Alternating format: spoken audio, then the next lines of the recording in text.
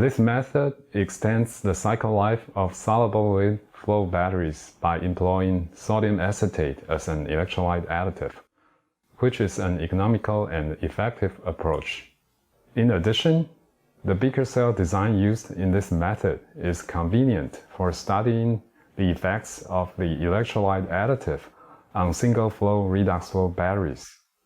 Demonstrating the procedure will be Yong-Hong, Ho-Wei Chen, and Kai-Rui, 2 grad students and an undergraduate student from a laboratory.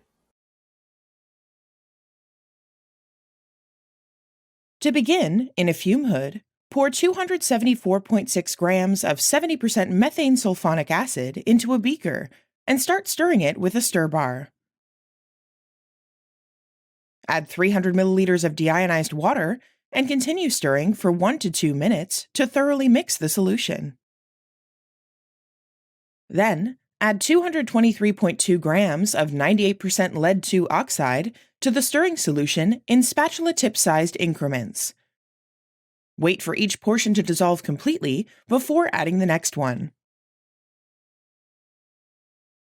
Filter the resulting lead methane sulfonate solution 3 times. Dilute it to 1 liter with deionized water, and stir it for 2 to 3 hours to obtain a 1 molar solution.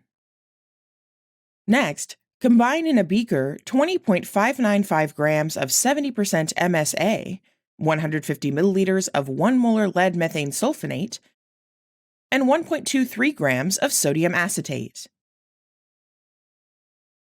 Dilute the mixture to 300 milliliters with deionized water.